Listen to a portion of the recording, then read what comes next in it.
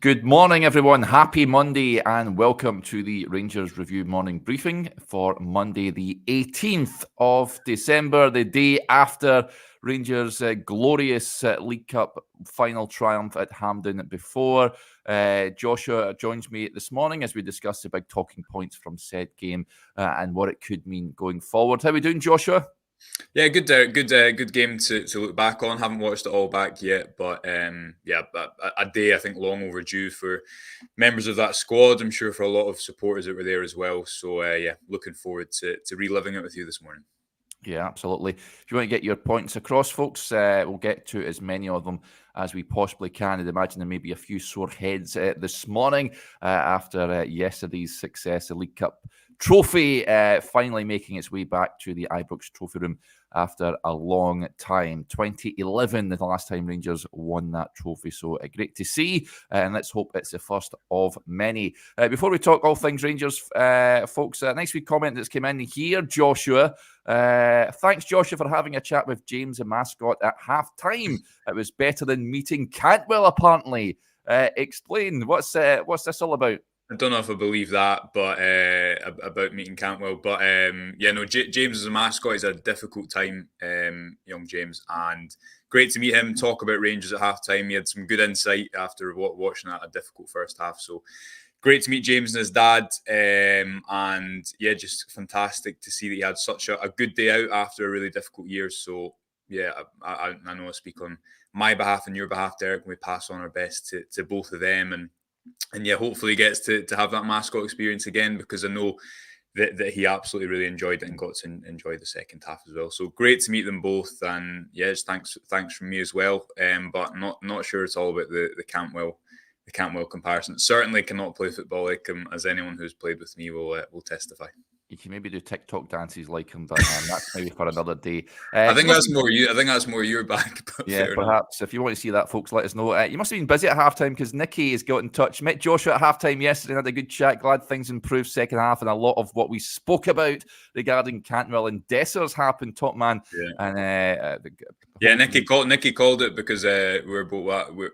I think to get into the game a little bit, there was a big difference in the first half and the second half between Dessers. The way that the ball was going up to Dessers, I think, changed a little bit and allowed them to run on to things, and the moves that Rangers putting together, maybe a little bit more reminiscent of what they've done in recent weeks.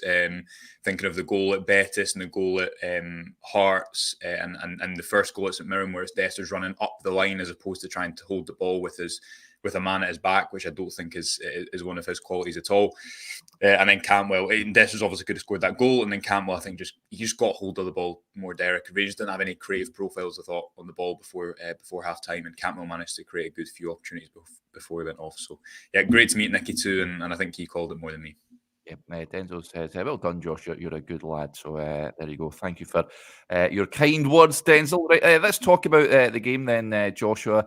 If you've not seen our instant match, our full-time match reaction, folks, from yesterday, I'd urge you to go and check it out. I was joined by both Joshua and Stevie and Chris at Hampden as well, where we discussed yesterday's events. We've heard from a number of the players now. We've heard from, of course, the manager as well. Great scenes at New Edmonton House when the players and the coaching staff headed over to Ibrox to celebrate with the supporters. I thought that was fantastic. And there is a real groundswell of optimism and belief now, which is all thanks to the manager. I think he's only been in a short period of time, but he's turned this squad around, the fortunes around. And now we're looking towards a potential domestic treble, Joshua. I know that Jack Butland, I think, was asked about that on the pitch yesterday. He says they're just concentrating on what tomorrow brings. They'll enjoy today, which was yesterday, and tomorrow it's back to work. But it's hard not to think ahead and the trophies that Rangers are competing in at this moment in time. It's been a fantastic week with regards to European qualification in the league, and also the League Cup being delivered as well. So good week all round. In terms of the game itself, though, I think you're quite right. The first half was scrappy. Not much in it. Second half, Rangers dominated. I mean, they weren't scintillating, but they were peppering the Aberdeen goal. They had a couple of opportunities. You're thinking to yourself, is it going to be one of those days? But then the old trusty fullback to fullback partnership we've seen so often. Barisic with the ball over and Tavernier with the goal, and that proved to be the match winner. Just prior to that, I know you want to discuss Hampden Scott Wright, who loves playing at the National Stadium. Joshua, it was great to see him back on. What a turnaround in fortunes it's been for him. Now, he never had a major role, it's fair to say, in the outcome of the game, but he played his part, and he's one of a number of players who have saw an upturn in fortunes under the new manager. But you wanted to discuss his impact a little bit more. Great to see him, incidentally, back in the Rangers jersey after a few weeks out. Yeah, well, it wasn't so much what he did, Derek, and as you say, we'll get into the overall picture, because Clement said in his post-match press conference, it's not about me, and I think it actually is about him. I know he's not a manager who really loves the attention. I did enjoy his trophy throwing celebration. That was quite emphatic. But I think that's the type of game, even in isolation, that's the type of game where Rangers just have to win, and they had the chances to win, but we've seen them not win that game a lot of times before. Even to go back to the Scottish Cup semi-final last season, where James Tavernier hit the post against Celtic, Fashion Sakala missed what was effectively an open goal, as they had kind of similarly done in the League Cup final as well. There's been so many of these games where Rangers have not had, call it whatever you want, a winning mentality and ability to get over the line. So I think it's important to touch on that first, and then the overall context of the season, because I also think, while you could see the relief in a lot of faces yesterday, a lot of mixed zone interviews I thought were actually quite down to earth, and there's a lot of focus on tomorrow. And Todd Cantwell, his first answer was something along the lines of, yeah, it's a trophy, it's great, and it sets us up for the rest of the season, which I thought was a good comment, and probably showed where the focus is at in the dressing room. In terms of the first half and the second half, I think what changed for me was, as mentioned, Desters was getting the ball in slightly different areas. He also had that chance where he almost scored a near replica of his goal, although a different origin point against Betis in midweek. But I think the difference was because Rangers didn't have, when they had the ball, the goalkeeper at their centre halves, because they weren't really playing the ball through the middle, because Aberdeen were man-for-man marking, it was difficult for them to get up the pitch in a controlled manner. And I think in the second half, they started to win more of the second balls. Don't know yet if the numbers back that up, but it felt like it at the stadium. They were able to therefore pin Aberdeen back more and create chances. And if you look at how that goal came about, it's not so much what Scott Wright did, but if you compare his positioning to Ross McCausland, I think there's an interesting detail there. James Tavernier said, and I think his Rangers TV interview at halftime, he spoke to, I think it was John Suter. He'd identified that Ross McCausland has had 2 or 3 headed chances at the back post, probably not the man you want it to fall to. And knowing that Dujon Sterling was behind him, he thought he could get up and attack the back post a little bit more. When Ross McCausland comes off, if you watch where Wright picks the ball up initially, where he has, I think, a left-footed shot from actually the kind of centre point. Yeah. And Scott Wright, isn't it? He's a winger, but he's not really. If you look at the positions he picked up, even when he came on against Hearts, it's normally in central positions where he can pick the ball up. And he can turn probably quicker than anyone in that Rangers team on the half turn and run at defences. And then if you look at the goal, Scott Wright that's being picked up by Aberdeen's middle centre back, whose name escapes me, that allows Dessers to go to the back post. He's picked up by 2 men, and all that comes together to these small details that I think then allow James Tavernier to arrive untracked, as opposed to the first half where it was maybe McCausland at the back post, Dessers was maybe at the front post. So whether that was intentional from Clement in regards to creating that opportunity for James Tavernier, I don't know, but it's certainly something, as he said in his post-match interview, that they kind of identified at half-time. They looked at the type of positions that Aberdeen were given up in the box, and there's always going to be space somewhere against a packed defence. And also, Derek, I'm delighted to say it came from a throw-in again. And I've gone about throw-ins all the time, but Clement was actually badgering Barisic at one point in the game for just throwing it up the line instead of finding the far side of the pitch. I think these are all small details that are crucial.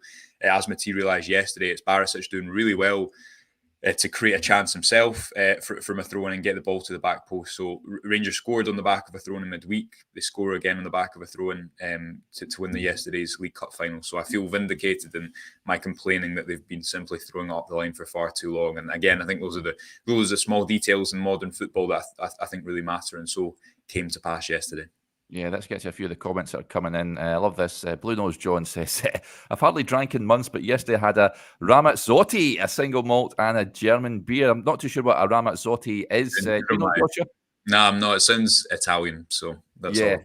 Let us know, John, what that is. It sounds intriguing. And I love this. This is what it's all about. Rob McDonald says, I've purchased 2 tickets for Wednesday's game. It'll be my little boy Cameron's first game. Buzzing for it. Let us know how he gets on. Hopefully he's celebrating a Rangers win. Rob, point from Tommy, just on the match winner, Joshua. He says, Joshua, yourself and Johnny have both commented on James Tavernier and undue criticism. Once again, Tav proves the doubters wrong. He certainly did yesterday again. Yeah. He led by example. He's done it so often for Rangers. Sometimes his defensive qualities are called into question and his leadership qualities, given that Rangers have gone a period of time without silverware. I don't think that should be all placed on James Tavernier's shoulders. I think his numbers from that fullback position are incredible. I highly doubt Rangers will ever find a right back or a left back, for that matter, who will produce consistently and the ridiculous numbers that James Tavernier has produced since he stepped foot inside Ibrox. Connor Goldson was right. He said, I don't think Rangers Football Club will appreciate James Tavernier until James Tavernier leaves the club. I think he's spot on there, Connor. Proper captain performance today, Joshua, and hopefully I'd imagine some of those doubters will have been happily proved wrong yesterday. What did you make of Tav? Yeah, and Goldson also says that the big moments normally belong to him, which I thought summed it up excellently as well.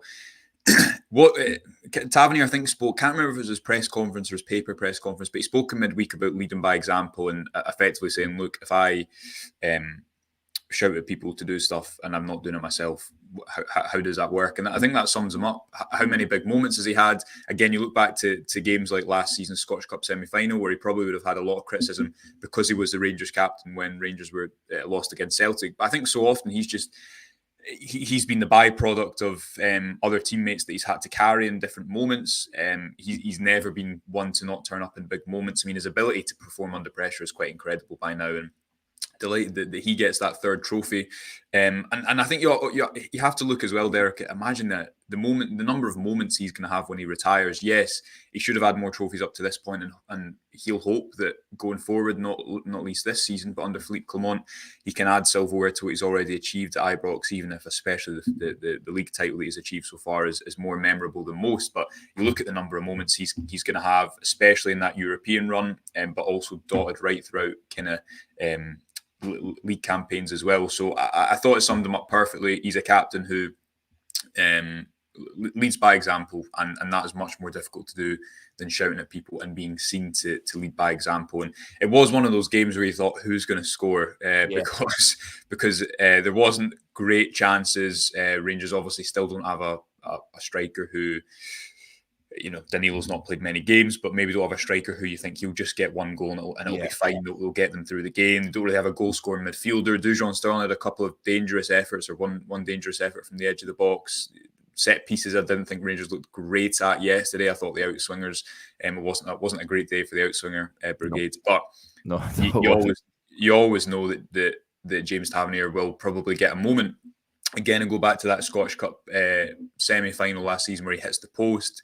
It's not like he's a midfielder who plays in the middle and can, when things are bad, can really run a game. He is still impacting the game from right back, and although he's got the freedom to attack the box, although he's got the freedom to join in, and as he said yesterday, especially with Dujon Sterling there, that allowed him to get up for moments like the goal, but he still is playing in the defence. His numbers, I think, are incredible, and the strength and mentality to keep coming back after a number of failures at the National Stadium as well. Of course, he's not without criticism. Of course, he's had bad spells. Of course, he's had bad defensive moments. But if you're looking over the course of the last number of years at Rangers, I don't think James Tavernier is your problem. I think more often than not, the problem has been others around him, or his need to do the work of others around him in one way or another. So fitting, I think, that he won it yesterday. And if you had to put money on who was going to pop up for a 77th minute or whatever moment it was, cup winner, then I think, Derek, a lot of people would have put his name down.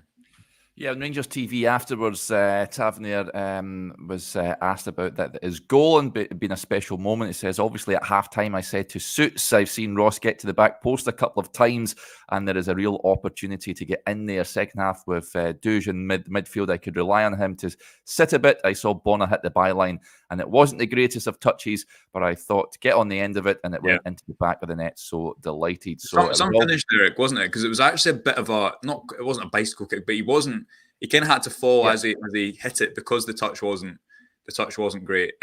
So it was and then I thought did it deflect in, but I think it's bounced off the ground and then went under Roos, who had saved a couple of free kicks before, and he looked like he was maybe having one of those days where you weren't going to be able to beat him. So yes, some finish as well.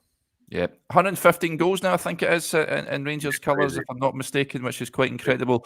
Matt Gunner with a point here says, did the big ginger Dutch lad not score like 300 goals from right back? I think you mean Ronald Koeman, Matt, and I don't think he scored 300 goals. I think he scored a fair number. Let us know in the comments, folks. Do my research for me and let us know. But I've seen a graph, I think, maybe a month ago, a good few weeks ago, where it showed you that fullbacks in world football, Joshua, down the years, and Tavernier was in esteemed company. He's not quite the top, but he's in and amongst some top players in there. So long may that continue. Derek is probably also a good example of why you don't want him. One of his best qualities, I think, he's probably got maybe the best box movement in the Rangers squad, but see, instead of having him, if you look at Dessers, compare him to Dessers there. Dessers is the one who's occupying centre-backs, who's in the centre-backs line division. Tavernier's his strength has always been ghosting in at the back post. Again, look back to the European run. Timing his movement well so defenders can't see him. The one that always sticks out to me is the first goal against RB Leipzig. And if you watch that goal, Angelino knows that, he's obviously, the analysis leading into the game will have told him repeatedly, he's going to attack the back post. And if you watch his head as Ryan Kent's running up the left wing, he looks about 3 or 4 or 5 times to see where Tavernier is. Tavernier still gets in behind him to score that goal. That's just one of the best qualities to his game. And I think, again, although I'm saying right back has limitations, it points to how he can impact the game. For his skill set, probably is perfectly suited because it allows him to arrive into these areas instead of being the one who's occupying defenders and getting someone else to do so. And I wonder if that substitution had that in mind. Obviously, we won't know, but certainly I think did have an impact. And the colour piece that we're going to have on the website today will kind of touch on those themes a little bit more. Yeah, thank you to Super Sid, who says Ronald Koeman scores 193 goals from 533 games, and Matthew Ross on Tavernier, he's 7th in the world now, which is quite incredible. This is the point. I know that Stuart has been posing this question for a few shows now. I've not got to it, but he says, Derek, what's yourself and Johnny's take in the caretaker manager now? Of course, that's we did say it, but a caretaker manager may be the best route for Rangers to go down prior to Philip Clement getting the job. The Belgian has obviously proved that me and Johnny know nothing about football. So Stuart, thank you very much for bringing that up. But the job he's done has been nothing short of miraculous. So hopefully he can continue that. The manager, he certainly carries himself like a proper Rangers manager. So I've been really impressed with him so far. You mentioned Dujon Sterling, Joshua. Yeah. Another magnificent performance. He was named the player of the match. Alan Hutton called it yesterday. I think there was a number of players I think could have been in the running. I thought Leon Balogun was excellent. Connor Goldson was good. James Tavernier that we just touched on. But Sterling, for a young lad playing out of position in effect, I thought he was magnificent. In Spain on Thursday night, he came on against Dundee at Ibrox last weekend. And yesterday, you would never know that he's a fullback by trade. As his position now in midfield, do the likes of Nico Raskin, Ryan Jack perhaps have a fight on their hands to get that jersey off him? First, I think, totally agree with you. He was fantastic. A number of recovery runs alongside John Lundstrom, who I think also had a really good game. And what was a difficult game in the centre midfield because there's just so many loose balls to pick up. I think, and we spoke about this a couple of times on shows before the final, myself and Johnny, and then myself and Stevie before yesterday's game. There was parallels with what he's doing at right back, and you see that in James Tavernier's comment about him covering that position. You see the runs he was sometimes making on the right-hand side as well. It's not as if he was playing as a number 6. He wasn't getting the ball off the centre backs and kind of coordinating things. Rangers, especially in that first half, their route forward was either to try and go over the block or go around it, as we've seen in recent games. So I think it limited some of the qualities that Sterling maybe doesn't have, which would be, is he going to be a deep line number 6? No, but if you look at what he has as a profile, and Clement spoke about this in his press conference before the game, if you look at his athleticism, his ability to carry the ball, to intercept, all these things, at points seen him play higher up during his career prior to coming to Rangers, I think combined to have a really good performance yesterday. In midweek, Isco, I thought in that first half was really coordinating the game. Yeah. And in the second half, that stopped in large part, I think, thanks to Dujon Sterling. There was 2 or 3 moments. There was one moment in particular where the ball went over the head of it was a long ball over the top, and Betis really hadn't played over the press much. And if you look at where Sterling is compared to where he intercepts the ball in Isco, it sums up perfectly what he was able to do in that game, which was kind of shut down his threat. And when he came to the club, we saw this at Hearts away. I think the thought was he would offer Rangers flexibility, whether that be going to a back 3, to be a third centre-back who's aggressive into the midfield, who makes underlapping runs, who carries the ball high. I don't think he's an overlapping fullback I don't think his speciality is crossing. He's got a good shot, and you saw that with his positioning at the edge of the box yesterday, and you saw that with the shot that hit off the post against Dundee at home a week ago, which feels like an absolute lifetime ago. I know. But huge credit to him, because even if there is some parallels, and even if I'm sure he'd want to play in whatever position, that's a difficult thing to do in a cup final. And I just thought his ability to win second balls and kind of dominate space really helped Rangers in a game that was really physical, and the pitch as well there was quite boggy. Again, that came out in the mixed zones. I think Cantwell mentioned that. Which maybe didn't lend itself to the tempo that the Rangers wanted to play at points. But Sterling was probably, for me, the man of the match, just within the context. I know James Tavernier wins it, and he probably should be as well, but within the context of him playing in that position in a cup final. He had one pass where he put it completely out the pitch, but apart from that, you wouldn't have known, as you say, that he was not playing in his usual position. And next to John Lundstrom in there, I thought it was a really combative performance. There was one moment where Lundstrom had to chase Duke. I don't know if it was at 0-0 or 1-0, but he was on a yellow card. Duke's obviously pretty quick, but something Lundstrom is really good at is stopping counter-attacks, and his defending in that moment was excellent as well. So yeah, a lot of good individual performances, and probably worth mentioning Leon Balogun and Connor Goldson as well, both of whom had a big physical task, but I thought did so really well.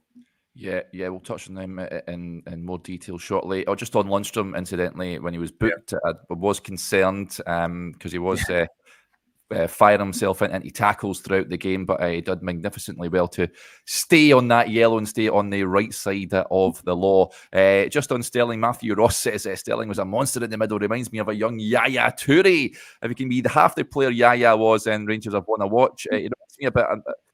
I know when Fernando was moved from right back into midfield, he never looked back for Rangers, and I wonder if Dujon will now, his position going forward will be in the centre of the park. Hopefully his form can continue like this. He's certainly one of a number of players whose form, I say his form is upturned under the new manager. We had hardly seen him before Philip Clement took over, so he's certainly getting an opportunity. And again, credit to the manager for trusting him in that midfield role. I think maybe it's a blessing in disguise that Jose Cifuentes had his appeal upheld. Of course, he will be missing Wednesday night as well, so I'd imagine it will be that same midfield duo at Ibrox. It will be intriguing to see what potential other changes the manager will make ahead of that game. I can't imagine there'll be too many, but we'll discuss that in more detail tomorrow and Wednesday. Kelly Ann says, raises the point, and says, I really want to see Sterling and Lunny in midfield for the Old Firm. I don't care who's back and fit. The pair ran the show yesterday. Superb. Yeah, wouldn't have too many complaints about that, Kelly Ann, either. And I like seeing this morning. Nick Hickman says, a special mention to Gio celebrating the team winning on Instagram. Yeah, absolutely. I think everyone holds Gio still in high regard. He was unfortunate during his time as a manager. I think it was time for a change back then, but he's an absolute gentleman. And it was good to see him congratulating the team yesterday. Before we touch on Balogun and Goldson, let's talk about Jack Butland, Joshua. Yeah. Blue-eyed boy says, I love Butland's reaction at full time. Unbridled joy and emotion. He looks like he is loving his football at Rangers. He certainly does look like he's loving his football at Rangers. He described that the last week as one of his best weeks in football, saying he was overwhelmed. And he also praised James Tavernier as well. He said, as a captain, as a captain does, he gets us out of jail and wins the game. He's won us the trophy. I can't thank him enough. And it's another trophy for Rangers. We've discussed in shows before when there was a bit of noise about potential interest from down south, Joshua. However, I don't have any concerns about teams trying to prize Jack Butland away from Ibrox, because he looks like someone that is really enjoying his football. He hasn't played regular or at all in the last couple of seasons. He is now playing regular for a team that in the last 16 of the Europa League that are winning silverware, that are fighting on all fronts. And again, yesterday, he's just such a calming influence at the back, isn't he? I mean, when Aberdeen were firing balls into the penalty area, he was commanding. There was one point, I think it was a corner, where he punched it clear and one of the kick. Rangers have missed that sort of commanding presence in the goal. No disrespect to Alan McGregor, who is a bona fide legend, quite possibly the greatest goalkeeper this club has ever seen. But that aerial presence is something that Rangers have lacked for some time, and he has been probably, without doubt, the signing of the summer. Yeah, the Rangers did not manage that last 6 minutes well, did they? When they were all at the edge of the ball away. I don't know what that was all about. Yeah, Clement was going. I mean, Clement at the best of times can go absolutely mental, absolutely mental as team, because he just needed someone to carry the ball forward. And there was that moment. As I say, I've not got to the end of the game watching it back yet, but there was a moment at the front post. You've had a better vantage point on the TV than me. The front post of Butland's goal, where it looked like it could have went in. I think that's where the, shall we say, disagreement between the two teams unfurled from, with Balan and whoever it was on the Aberdeen side. But aside from that, it is a more relaxing experience of watching corners go into the box with Jack Butland in there. On the question of his future, I think you're right, Derek. He's 30. It's probably not, maybe still harbours ambitions of playing in the Premier League at one point. I'm sure if a club came in and bid 10 to 15 million, then Rangers would have to consider it. But does Butland want to go? It doesn't look like it. As you say, he's spent the last 3 years not playing football. He's now in a position where he's playing for an absolutely huge club. He made that comment after the semi-final where he says, I've had songs before, but I've not had them sung by so many people. And Rangers cannot compete financially with teams even at the bottom end at the moment. No.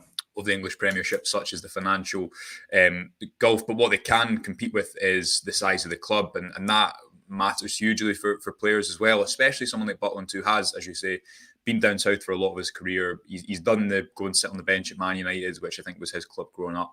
He's played for Stoke in the Premier League. He's had difficult spells as well. He's been a backup goalkeeper at Crystal Palace.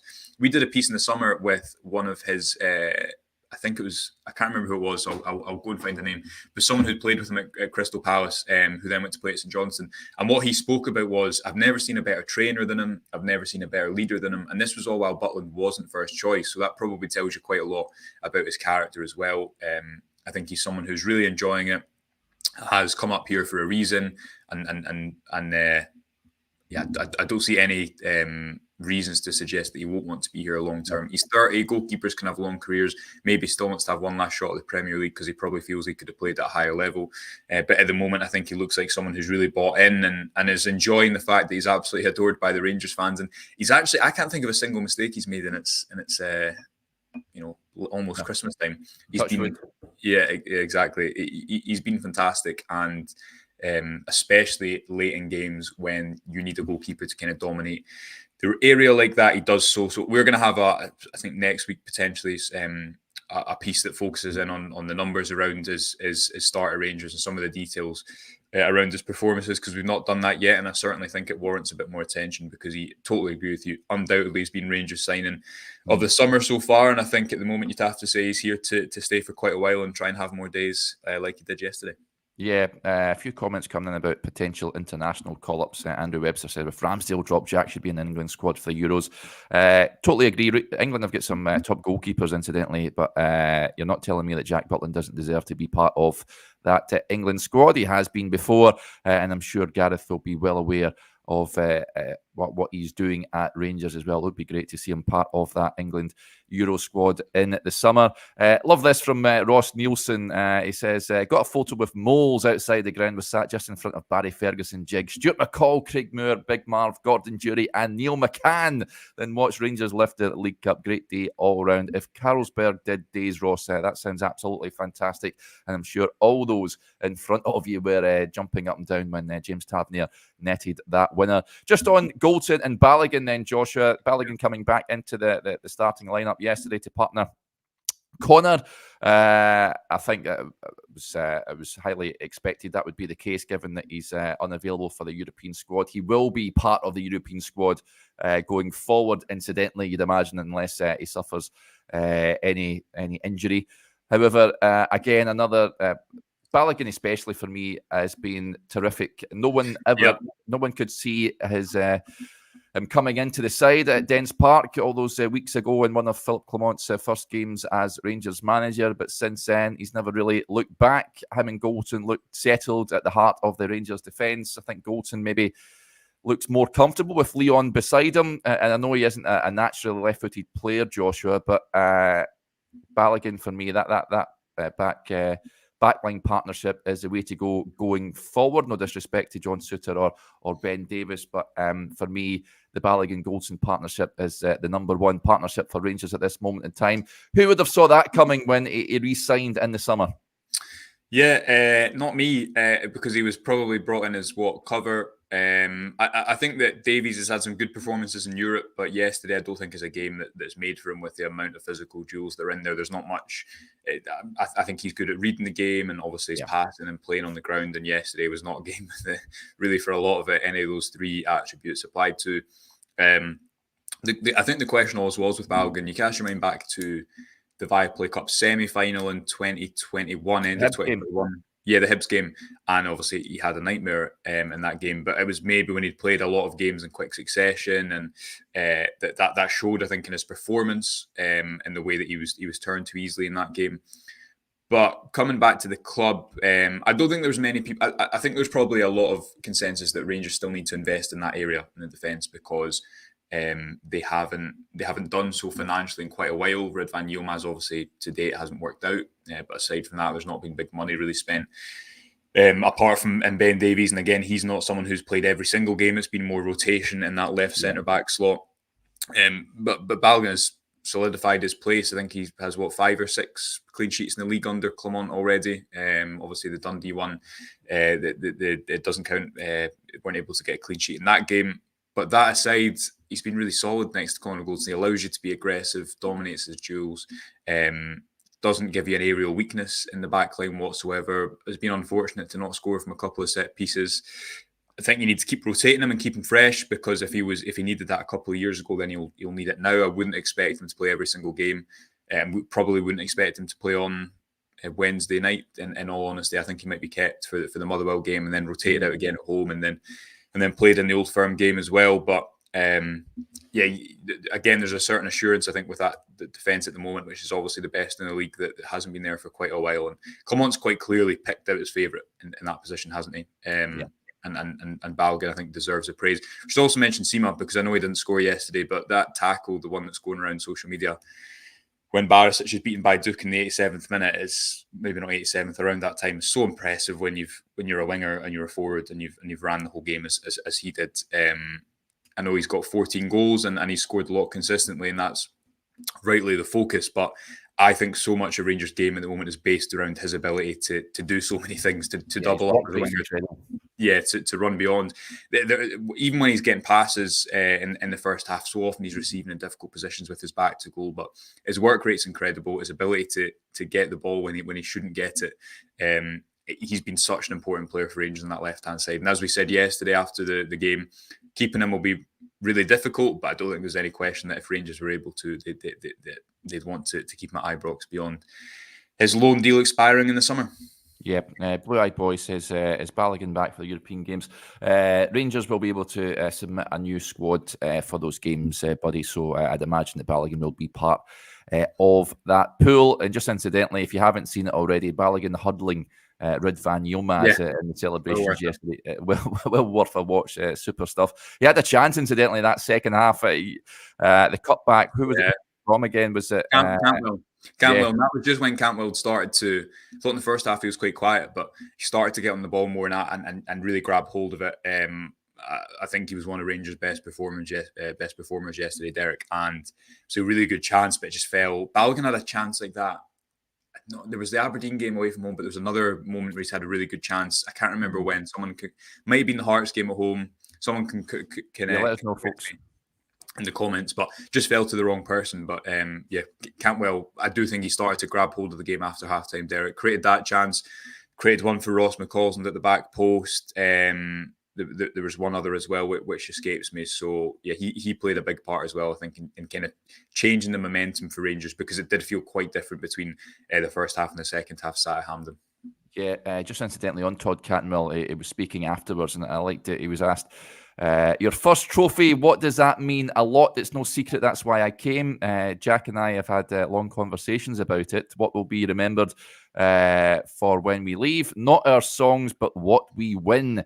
Games like today can be frustrating against a team that make it so difficult on a boggy pitch. It's all about winning, and the manager has been crystal clear that we win these types of games. I thought that was interesting, Joshua. I thought Cantwell grew into the game as well yesterday. He was leading, especially that second half. He was trying to get on the ball and create for Rangers. I thought he was really good, and it was great to see him back in that starting 11 yesterday. Yeah, I agree. Before halftime, I just think the game was just a bit chaotic to get any real control. And after halftime, when Rangers started to get that territory, he was able to drop and receive the ball more. Whereas beforehand, he's not really getting the ball off the keeper to turn in the middle of the pitch, because number one, that's really difficult, and number two, it carries so many risks if the opposition are marking man for man. So yeah, I thought he grew into it. Number 10 role suits him. Unlucky to not create the winning goal, and obviously after what's presumably been a difficult week for him, a big performance in those circumstances as well. So that kind of three at the moment, McCausland, Cantwell and Seam, I think that's pretty set behind the striker. I think there's still improvements the Rangers can make across the squad, and that's important to note as well. Clement is getting the best out of what he has at the moment, but he's not complained once about that. He's mentioned injuries, but he's not kept the focus on injuries. Whenever he's asked about it in press conferences, he genuinely does seem as if he wants to move it on instead of kind of going on repeatedly in a woe to me status. He's not spoken once about getting players in, and I'm sure he will. I think he mentioned it maybe at the AGM, but he's not made excuses. He said before the game he said in his Saturday press conference, he said, hopefully you'll know by now, I'm not a manager who wants to make excuses and wants to effectively divert attention away when they have so many injuries, and I don't think you can accuse him of doing that so far. Yeah, there's a question came in just when you mentioned McCausland. Ryan Kelly says, how do you think Ross McCausland performed yesterday? I thought he was decent, Joshua. Yeah. He obviously had his goal ruled out. He was driving at the heart of the Aberdeen defence at a couple of occasions as well. Again, another positive performance from him. We need to remember that he is still a baby in senior football terms. I think is he in double digits yet for Rangers? I keep saying he's in single digits, and at one point he's not going to be in single digits. But he must be. Someone tell us in the comments. Maybe he's about 10. Maybe he went into double digits yesterday, but he's not played much senior football. I think it was a difficult game as well because he was playing against the back five yesterday, so he didn't really have space out wide to receive the ball.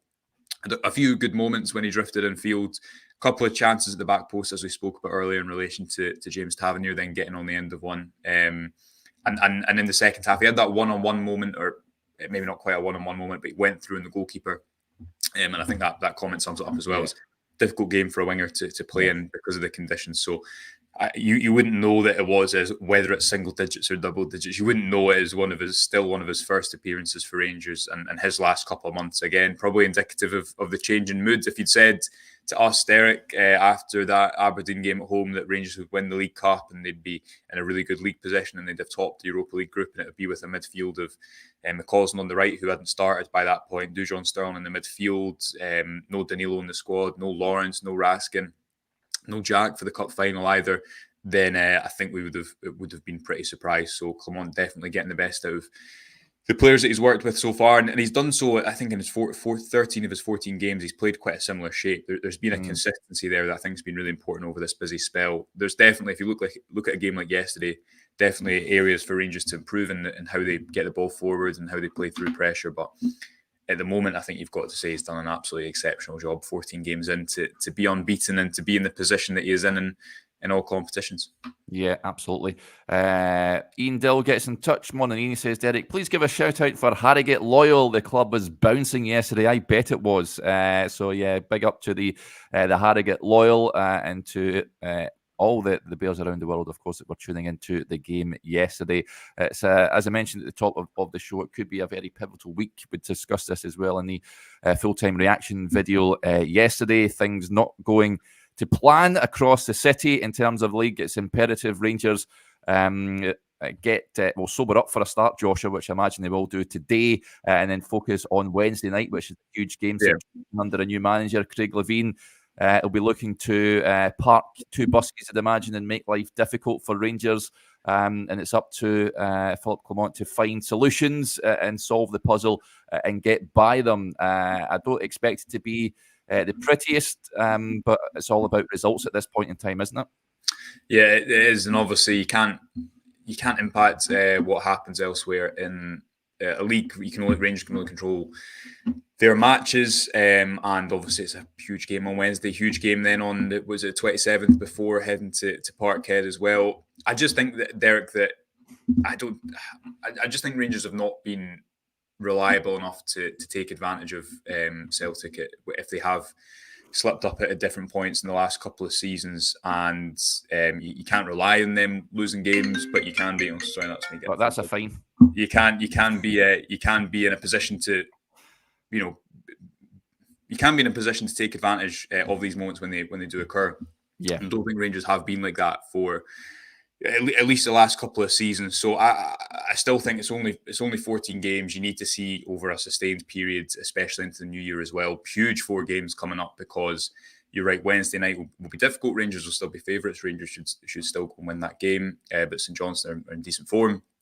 The game on the 30th, Rangers haven't won at Parkhead since that Gerrard's game at the tail end of 2019, the tail end of 2019, when Katic obviously scored that header and Ryan Kent scored as well. Feels like a long time ago, because it was. So they'll need to, as I'm sure Clement will be reiterating this morning, he'll have calmed down from his trophy throwing exports and we'll be totally focused on what they need to do over the next couple of weeks and months. But they again, in the piece that's going to go on the website today, Derek, I do think Clement said in his press conference, I think it was actually maybe to a question that Stevie'd asked, it's not about me, it's about the players. I've not done one tackle or one sprint, and that's true. But I think Rangers have lacked a manager with his experience and his ability to navigate situations like this week to get these 2 results. It's now about sustaining it and waiting to see if they can do that over the next 4 games. Because if they were to drop points in the league, they're still in a position where they're not many results away from real frustration from the stands. But there's opportunity there.